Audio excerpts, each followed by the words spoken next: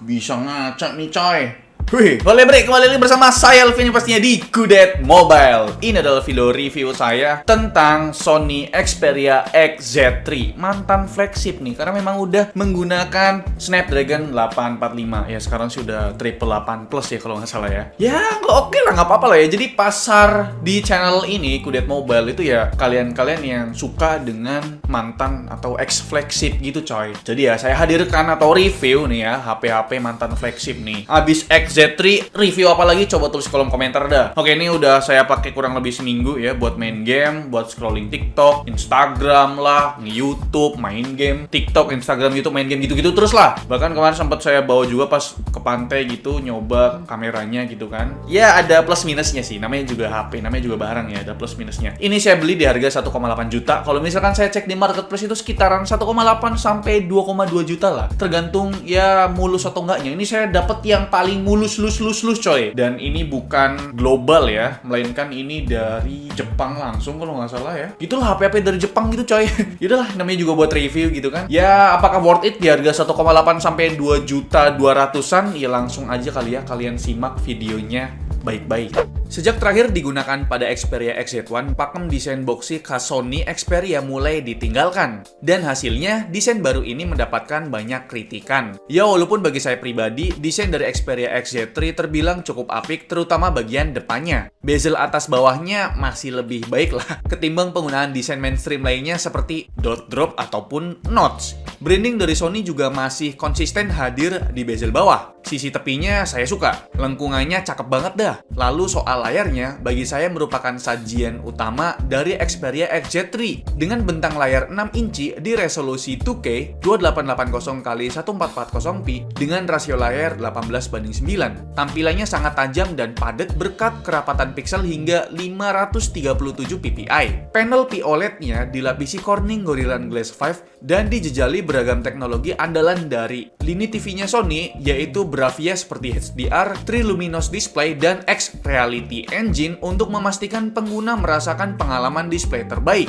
Tapi semua tadi terasa jomplang ketika kita menengok atau melihat bagian belakangnya bre. Walau tetap tampil premium dengan penggunaan kaca berfinishing glossy, tapi peletakan sensor fingerprint-nya merupakan sebuah blunder buat para desainer Sony. Mungkin secara kasat mata, letak sensor fingerprint ini ya kelihatan sentral atau terpusat lah. Tapi bre, fungsionalitasnya itu loh, susah banget. Normalnya ketika jempol kita letak di power button buat nahan HP ini, ya jari telunjuknya kita arahin ke lensa kameranya dong. Ya pokoknya absurd banget dah untuk unlock pakai fingerprint di XZ3 ini. Mendingan pakai face unlock aja atau pakai pola kalau belum terbiasa gitu. Kalau build quality-nya sih nggak usah ditanya. Buat digenggam rasanya solid banget dan kokoh khas Sony. Beratnya juga lumayan ya, hampir 200 gram. Tepatnya 193 gram. Soal ketahanan, di beragam kondisi juga oke. Layaknya Xperia flagship dah. Pasti ada sertifikasi tahan air dan debu yaitu IP65 dan IP68. Cuma baiknya sih pakein softcase ya. Selain backdoor-nya sangat fingerprint magnet, bentuknya juga agak curve gitu. Jadi lumayan licin di tangan. Ngomongin performanya, dengan rentang harga sekitar 1,8 juta sampai 2 jutaan, kita dapat spesifikasi khas flagship 3 tahun lalu. Pakai chipset dari Qualcomm Snapdragon 845 dan bersanding dengan GPU Adreno 630. Hasilnya pada benchmark Geekbench 5 dapat skor 520 untuk single core-nya dan 2148 untuk multi core-nya. Ini lebih tinggi dibandingkan dengan catatan skor resmi dari Geekbench di mana untuk single core hanya dapat 502 poin dan multi core-nya hanya dapat di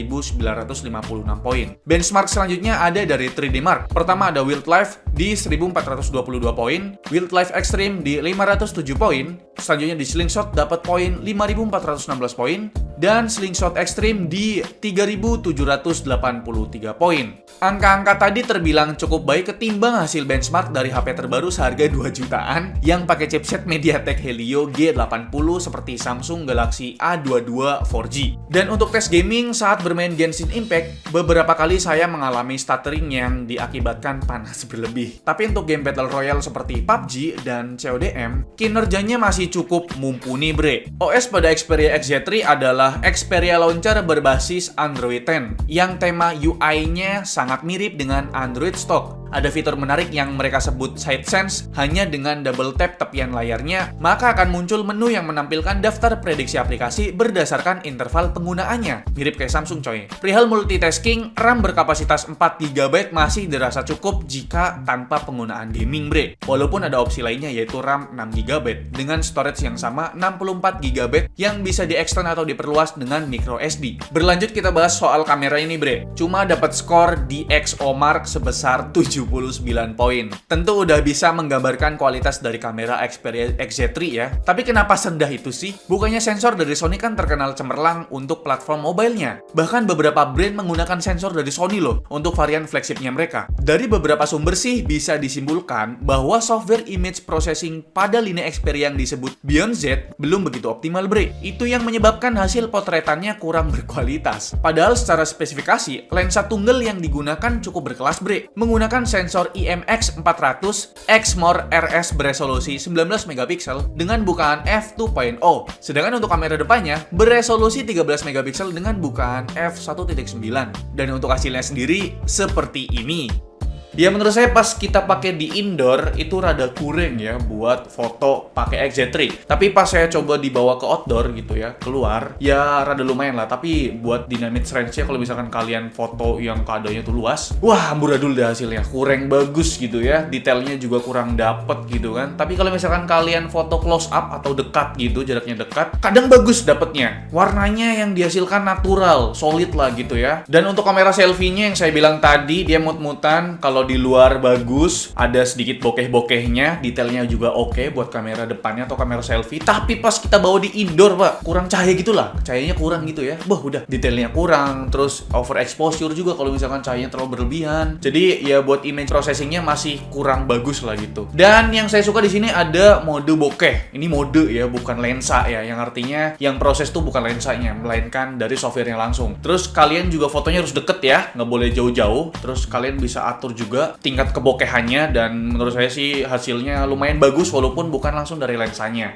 Kamera utamanya mampu merekam hingga resolusi 4K di 30fps dan di resolusi 1080p di 60fps. Sayangnya tanpa stabilizer apapun. Hanya pada resolusi 1080p di 30fps, Sony mengaktifkan fitur stabilizer mereka yang disebut Steady Shoot. Pada fitur slow motion, terdapat opsi super slow motion yang akan merekam pada resolusi 1080p di 960fps. Sedangkan untuk kamera depannya hanya mampu merekam pada resolusi 1080p di 30fps aja dengan kondisi Steady Shoot aktif. Oke bre, ini adalah kualitas perekaman video menggunakan kamera belakang di 4K. Kalau nggak salah ini 30fps ya. Oke bre, ini dia untuk kualitas perekaman video menggunakan kamera utama atau kamera belakang di resolusi Full HD 60fps atau 60fps. Oke bre, ini dia untuk kualitas perekaman video menggunakan kamera depan, resolusinya Full HD, cuma masih 30fps sih. Oke bre, ini dia kualitas perekaman video menggunakan kamera utama di kondisi malam hari. Gimana menurut kalian? Oke bre, ini dia untuk kualitas perekaman video menggunakan kamera depan dalam kondisi cahaya gelap atau malam hari. Gimana menurut kalian?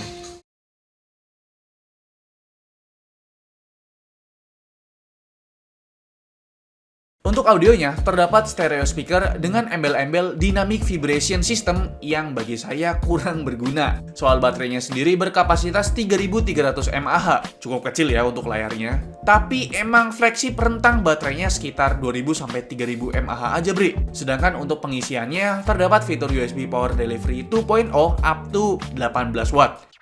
Oke, berarti itu dia ulasan singkat atau review singkat dari saya mengenai Sony Xperia XZ3. Gimana menurut kalian? Ya, spesifikasinya udah terbilang bagus lah ya untuk 2 tahun yang lalu gitu kan. Tapi kalau dibandingkan dengan HP-HP keluaran terbaru yang low end, kayak misalkan ya Xiaomi, Oppo, Vivo, Samsung yang low end gitu, di harga yang sama, mending ambil yang mana sih ngap? Ya menurut saya sih mantan flagship ini masih layak digunakan buat ya 2 tahun ke depan lah ya. Karena namanya prosesor itu nggak gampang banget dia tuh jatuh performanya bre. Jadi menurut saya sih mantan flagship masih layak lah digunakan. Dan sekarang kita ngomongin soal performance dari Sony Xperia XZ3. Ini nih yang ditunggu-tunggu. Karena memang kebanyakan dari kalian tuh wibu dan anti kamera. Jadi mungkin nggak usah bahas kamera terlalu dalam dah bang, nggak kepake juga. Oke, sekarang soal performa dari HP-nya. Menurut saya ini udah bagus buat main game kayak Battle Royale, PUBG Mobile, COD Mobile, terus kayak game Mobile Legends, Free Fire mah udah libas aja sih. FPS-nya udah di atas 50 dah, rata-ratanya 47 sampai 55 gitu lah ya.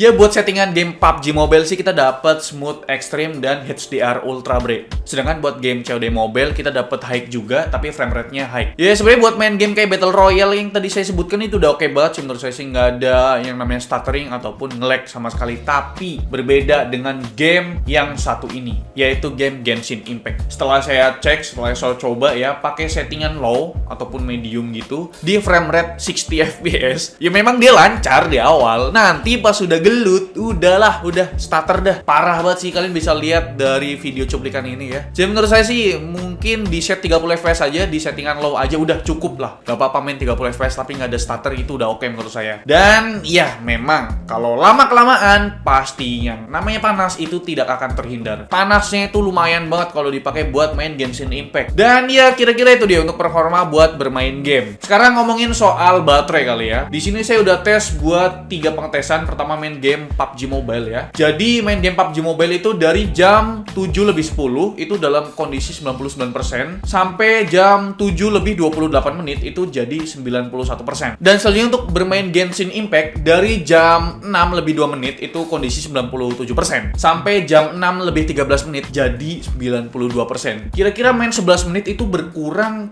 5%. Selanjutnya buat suhunya gimana? Ya tadi saya bilang suhunya itu panas di bagian atas ini, di bagian fingerprint ke atas itu panas banget bre. Dan saya nggak sarankan kalian langsung megang kayak gini, nanti tangan kalian melepuh gimana? Yang tanggung jawab siapa? Saya? Enggak dong, nggak mau saya dong. Jadi itu udah bre review atau ulasan dari saya mengenai Sony Xperia XZ3. Gimana menurut kalian? Sekarang saya langsung masuk ke kesimpulannya aja dah. Jadi untuk Sony Xperia XZ3 ini saya suka, di harga segini saya suka banget. Desainnya oke, tapi ya memang ini penempatan fingerprintnya absurd banget dah gitu kan. Tapi dia licin banget ya bre ya. Saya nggak saranin kalian tuh pakai kayak gini-gini aja. Nih bisa aja jatuh nih pak ya. Dan untuk performanya menurut saya nggak malu-maluin buat main game gitu kan. Terus buat scrolling TikTok, Instagram, nonton video, layarnya asik banget walaupun masih 60 fps. Panelnya udah POLED bro, udah nggak usah main-main dah. Tapi yang nggak saya suka ini UI-nya. Kayak kesannya tuh berat banget bro, kayak nggak kuat gitu. Padahal ini Snapdragon 845 boy. Tapi karena memang UI-nya ini kurang bagus, jadi ya kita berasanya tuh berat aja gitu loh. Buat pindah-pindah aplikasi tuh rasanya kurang enak. Masih enakan UI stok Android aja dah. Buat scrolling oke, layarnya enak dilihat, performa gamingnya mantep, baterainya rada kurang. Terus buat kameranya mut-mutan, kadang bagus kadang jelek. Dan panasnya sih di bagian atas doang, bawahnya nggak panas sama sekali. Dan desainnya oke. Itu dia kesimpulan dari saya mengenai Sony Xperia XZ3. Gimana menurut kalian? Coba tulis di kolom komentar. Like video ini kalau kalian suka, dislike kalau nggak suka. Tapi jangan dislike dan jangan lupa untuk tekan tombol subscribe ya warna merah kalau misalkan kalian belum subscribe channel ini. Saya Elvian selaku host di channel ini mengucapkan terima kasih. Sampai jumpa di lain video. Bye-bye. Mantap nih coy.